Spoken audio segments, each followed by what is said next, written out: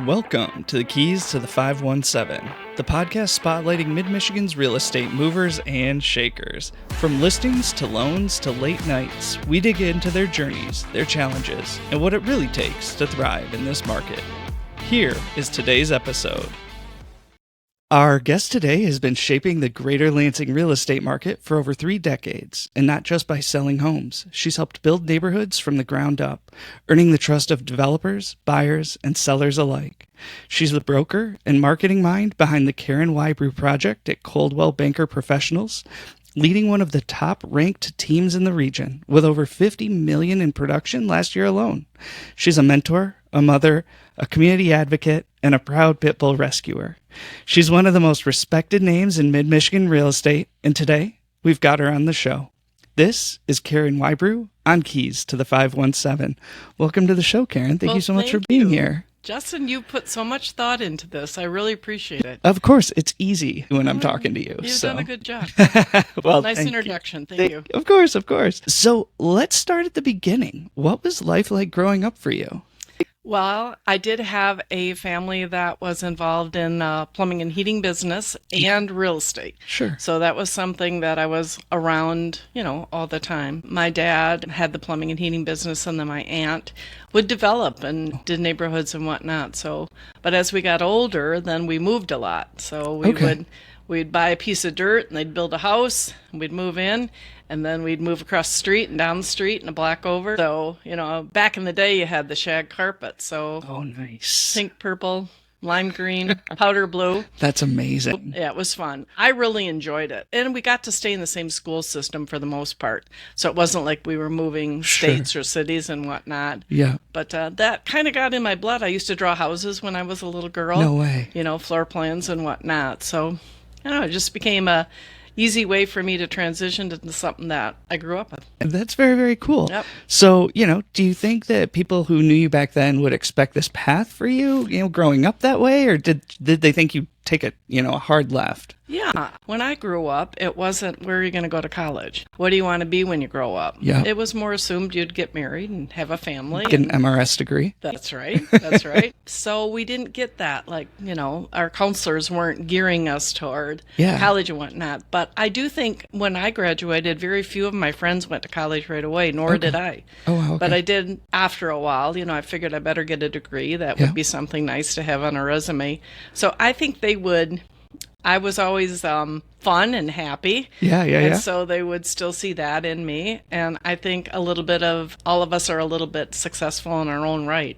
So I've stayed in touch with a few of them, and they're all successful. So maybe they wouldn't be surprised based they knew what my mother did and my father did. So that's very cool. That's very cool. So, you kind of touched on it a little bit, but you studied social service at Ferris. Yes. Did you think that would lead to a career in real estate, or were you going a different direction? No, my friend had gone to Ferris, my best friend. She was a year older than I.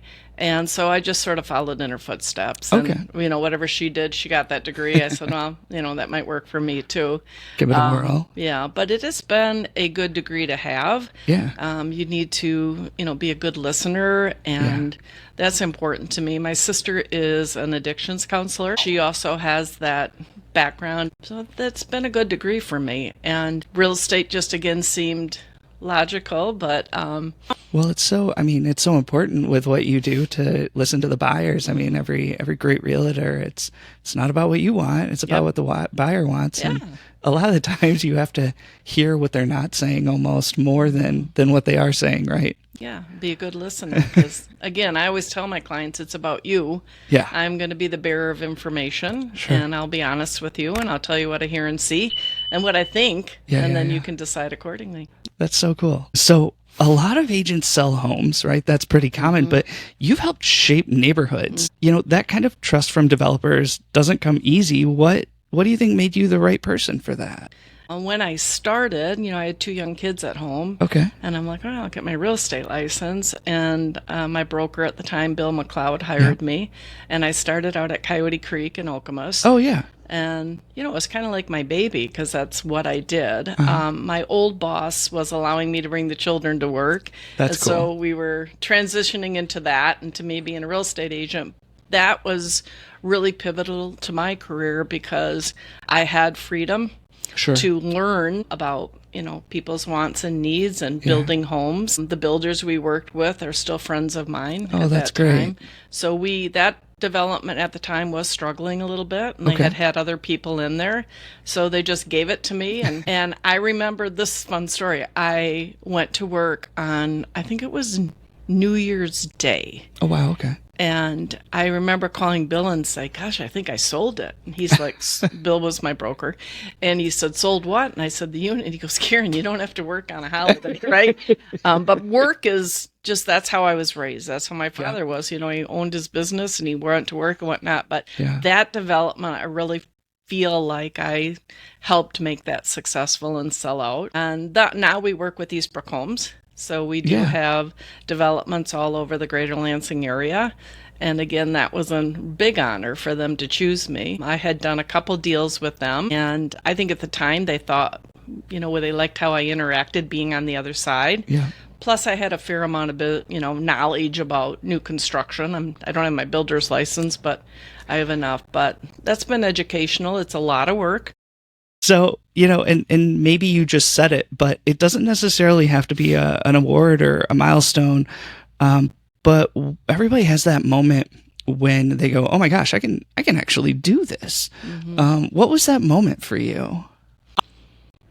I always felt like I could do it because I watched it so much growing up, and we would go with my mother to an open house back in the day, and we'd get to pick our things out for our houses and whatnot. So I always felt like I could do it. There's that fine line between, being good and saying you can do it and that you're good at it and bragging. So I hope I'm not coming across the latter. No. But I do have that feeling once in a while that I'm in the zone, And usually I'm in the house with a client or whatnot. Yeah. We're talking about the house or a deal or whatnot. And I literally feel like, wow, I'm really on my game. And it's a great feeling. Yeah. It's like, wow, this is all coming together. This is why I do it. And it happens. I don't know if you've ever had that moment that, everything seems to be clicking. That's really fun. But I don't really have one specific moment because it was, like I said, my broker allowed it to be easy for me, giving me that development. Yeah. That just paved my career, really. And I think that kind of speaks to who you are, though, because you look at it as it was easy. I was given this development, but the history of it is you were given it because nobody else was having success with it. So you go, and so you're like, oh yeah, I was obviously given a slam dunk up front. I mean, that's not how everybody else looked at it. Probably not. And it was a lot of work. Yeah. People say to me like, why are you still working? But it is still fun. But it is a lot of work. I have a lot of responsibility, and I take it very seriously. Yeah. I was in the office this morning at 6:45. Sure. Because I had to be. Yeah. And I will be at the Parade of Homes till 9 tonight because that's my job. Yeah. I will say yours, I tend to get here early some days, and yours is one of the cars I always see here. Mm-hmm. So yep. Talking about, though, taking it seriously, you and I have looked at homes together in the past, and I remember one time, and I'll keep it vague just in case this calls out a certain builder, but we were looking at this house, and you basically said, hey, I'm happy to help you purchase this, but did you see this? And it's something that I would have never caught. My wife would have never caught. But you went out of your way to show it to us, knowing full well that could have been a deal breaker. But that's just the kind of person you are, and that's incredible to have that kind of broker on your side. Thank you. I like the repeat business, of course, right? That's what's kind of kept our career going. So repeat business is important. If you've done a good job and they felt like they could trust you, they'll come back. Trust is so huge. And maybe you're answering my next question right there, but you lead one of the top teams in the region. What is it about your team that drives that level of success? I've been very lucky with the team. They're energetic. They're younger than I am. But I think they do care about that the same way I care. Sure. They know that I need to have things a certain way. Yeah. And they will emulate that or get it done for me or help me with that way. I always used to be individually and never thought, I don't want to be on a team. I don't want to lose that touch with my clients. And most of my clients I still keep as my clients. The new business we do have the team help out with. But it's been a good transition for me, and we want to be successful into the future, and we talk about the future and the name, the Carin Whybrew project, but that's brand recognition, so we keep it, and they've been great. They've helped me be successful. You can't go from 40 million to 46 to 50 million on your own, but I do still keep the personal touch. I have my fingertips into everything, probably more than I should, but I mean, I think that's, it's hard to let go. That's, one of the things that I think every business owner, I mean, at the end of the day, that's what you are. Business owner runs into is, okay, what do I let go of? What do I keep? And, you didn't get to where you were by being lackadaisical. And so, it's a fun game to figure out. Yeah. We've kind of come, we're not going to be the team that's going to have 10, 15 agents on it. Sure. Because I do still want to be a part of what's happening. Yeah. So we've made it work. No, that's fantastic. So I'm sure nobody has picked this up yet from the podcast, but you are a human spark plug. I mean, you are always smiling, you're always moving, but you're also a shark with results, as the numbers show. How do you carry that much intensity and that much kindness at the same time? Aw, that's nice. I think my clients feel like when I'm with them, they're my only client, and I strive for that. Yeah. I'm not on my phone. I'm not in an appointment texting and whatnot. Yeah. But I do have a good home life too. If I hadn't had my husband to be so amicable to me working, I never missed a kid thing, but I would come home and have to work till 12 or 1 o'clock in the morning. Yeah. So even my son's on the team. He said to me the other day, he goes, look, I know how old you are. He goes, but you don't act that old. He goes, you got a lot of energy still, and I don't know. I guess that's just, it matters. Yeah. If you like what you do, and I don't care what it is, but I also feel like I have other things I like too. Yeah. So I have a home life to go to, and I have hobbies and things I like to do outside. So it's just a nice mix for me. Yeah. And maybe that's also where I am. No, that's fantastic. So kind of, you just talked about it, but you're known for being available at all hours, right? You are there for your clients, but then you also talked about your home life and your husband and your kids. What's your philosophy on staying connected while still protecting your boundaries? Yeah, that's a good question too. I'm working on boundaries because it's a business where it's hard, because if you want to put an offer in, and you've got to make that timeline. You have to get that done. I feel like I'm a really good multitasker, and I am able to, like right now, as we're talking, I know I'm thinking like I still have to do this, and this, but it doesn't stop me from being with you. Yeah, it's interesting. I also have the ability to bounce back. There are disappointments. Oh, yeah. You don't get every listing. No. You don't make every sale. You try very, very hard. But I tell my clients there's always another house. Sure. So I have that within me, that I am able to multitask very well, bounce back, and be a positive role model for them too. Yeah. And I think of this: if I go to a concert, say I'm going to go to Taylor Swift. All right. And I knew Taylor didn't want to be there. Yeah. And didn't want to be singing these songs, like that would just really bum me out, right? Yeah. So I do want to be a spark for them. I want to have that energy that they feel like, wow, she can make this happen for us. So I don't know, it's something I have and I'm grateful for. Maybe my superpower. No, I think you have a few superpowers. It's funny because I think that there are probably other realtors that emulate a lot of what you're talking about, but I think it's your experience or being introspective that actually helps you label it, because I never really thought about it, but you're 100% correct. You can tell, you can get the energy of somebody who doesn't want to be doing what they're doing. Mm-hmm. I mean, everybody has gone to, I don't know, a convenience store and gone, that person hates their job, right? And so, but it's everywhere. And so the fact that you bring that energy everywhere is fantastic. So, you and I were talking before, and you brought up something that I think a lot of people overlook, which is flood insurance, especially in Meridian Township. It can be a factor. So let's dig into that a little bit. What have your clients experienced, or what have you experienced with that? I think that everybody sees that two words, flood insurance, and that becomes something they're like, oh, I can't afford it, or, then maybe we'll back away. So what I do in a listing that I have it, this is what the seller pays for flood insurance. We have a flood certification run so they can see exactly where it sits. Oh, that's great. And what the details are. But my question to you was, and this is just my last experience, is it credit related or how much they put down? And I know in our world, if you don't have a mortgage, you don't have to have flood insurance. Sure. And I say to them, oh my gosh, if you're in a floodplain, insurance is something you should have. Yeah. Okay. So no. So that's great, because I think flood insurance either gets ignored or strikes fear in everybody's heart. And there's never really an in-between. We've been really fortunate, being an independent agency, we work with a bunch of different flood insurance companies, that can provide a lot of different solutions for people. The one thing that a lot of people don't realize about flood insurance is it's not the same as your typical homeowner's insurance, where it's going to get you back to where you were. It's going to get you back to like livable, essentially.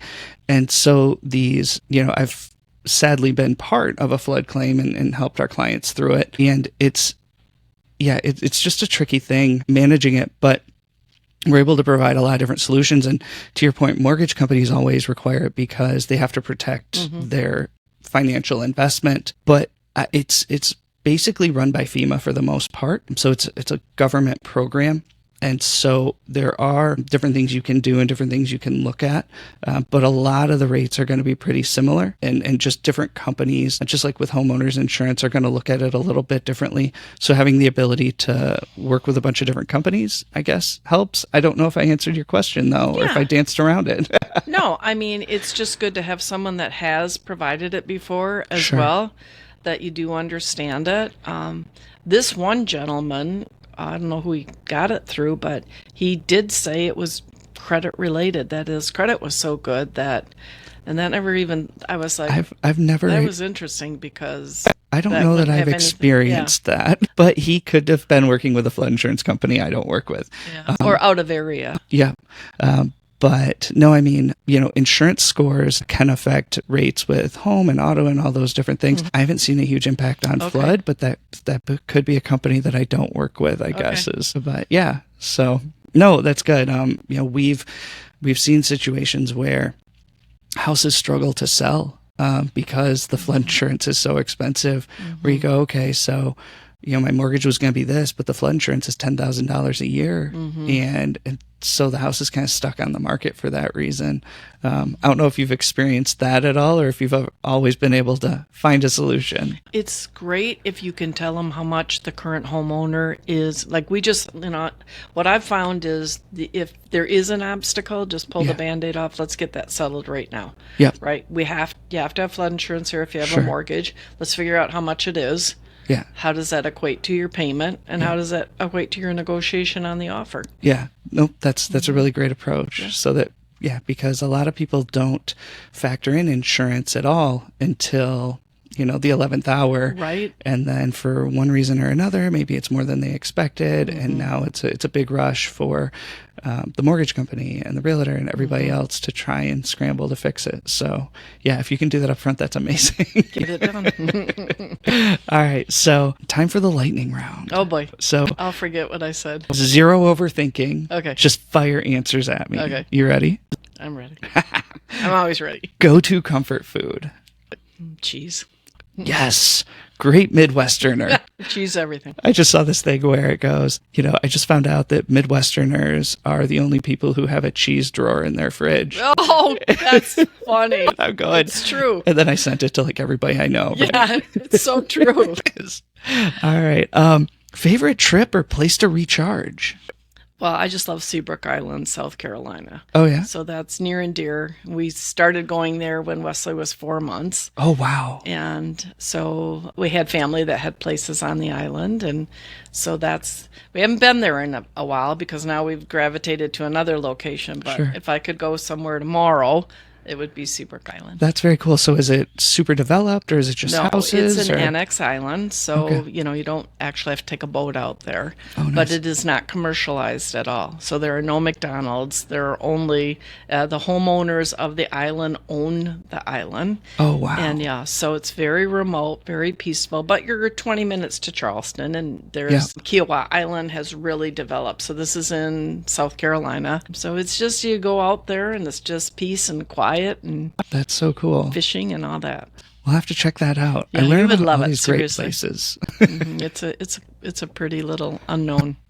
That's fantastic. Shifting gears, what are you watching on TV right now? So we've started, last night we're watching, what's it called? Something about chemistry with Brie Larson. I don't know. Oh yeah, that's really good. But we're big TV watchers. That's awesome. Okay. All right. So I love TV.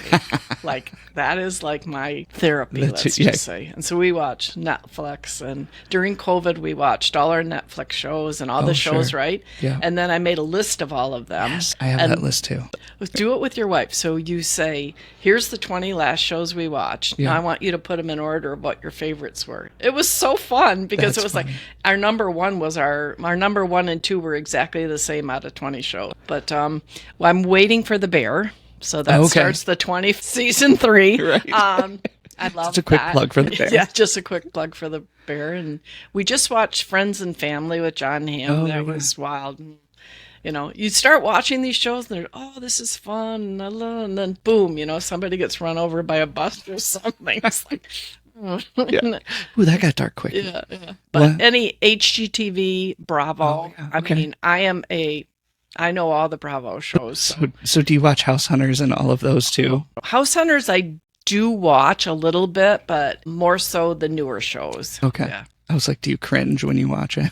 Oh, gosh, I can't believe they stand outside and say, go inside, look around, tell us what you think. And I'm like, you wouldn't have seen the item I pointed out to you, right? Nope, not at all. Yeah, that's pretty crazy. One of the things that I started doing recently is I'll drop all the shows that we like into ChatGPT, and then I'll go, tell me what else I'll like. That's crazy. That's a great idea. Yeah. Because that's where we were 2 nights ago. We're like, now what? 100%. Like what? Yeah. What's that show I'm watching? It's We'll figure it out. I'll put it in the show notes for everybody who wants to watch it. It's good. It's good. She's really a good actress. That's fantastic. What about your favorite local date night spot in the 517? In the 517, we don't eat out a lot because my husband is such a great cook. That's awesome. But I used to love Red Haven so much. Did you ever go there? Oh my gosh, they shut down. Yep. So that's not a great one, but we like Toscana. Oh, yeah. Over there. The newer one. Gosh, I say new. It's probably been here for a year now, but yeah. Yeah, a couple of years. So their bolognese is delicious. Is it? Mm-hmm. Fantastic. I'll have to try it. Try it. That's my favorite. What's your weirdest moment in real estate? I told you we were going to have a separate podcast for that. We're going to have a Chronicles podcast about weird moments. Fantastic. It'll have 100 episodes. I'm sure we will. So you've already built an incredible career, and you do not seem to be slowing down. So what's next for you and the Carin Whybrew project? Well, we have a goal for this year. We always like to surpass the previous year if possible. Okay. Sure. And I tell you, on January 1, you're like, how will we do 50 plus million? But again, we have a couple lifelines. So we have repeat business, we have investor business, we have Eastbrook Homes and whatnot. So just to continue on that way. All right. And we did just hire a social media person. Oh, very cool. So she has started doing reels for us and whatnot. So for me, it's business. I do have time off. I take time off, of course. Yeah. But with that multitasking, it's easy. And nowadays, you can really do a market analysis anywhere. Okay. You need to be present to present it. But so just better and more of the same. And, I kept kind of the same processes since the beginning. And, just try to give the people what they want and be honest. Usually that will follow. Yeah, what works tends to work, right? Yeah, right. Why reinvent the wheel? Exactly. So lastly, if somebody wants to work with you, just follow along now that you have a social media person, what's the best way to reach you? Best way to reach me is my cell phone. Okay. So 517-719-4967. Perfect. We do have our email to, I could put that in something for you. We have Instagram, we have Facebook, we have a YouTube channel. What are you on Facebook, Instagram? CarinWhybrew.com will be the best way to follow us. Beautiful. Find us there, and our website and all the other information's on that. Excellent. All right. So that does it for this episode of Keys to the 517. If you haven't already, please like, follow, and subscribe to the show. If you love the show or any of the others, please leave us a review. If you didn't, feel free to go ahead and skip that part. All of Carin's info is going to be in the show notes. And if you ever have any questions about the show, home insurance, anything else, you can find me at keysto the517.com. Thank you so much for listening or watching, and we'll see you next time on Keys to the 517. Thanks. Thanks, Carin.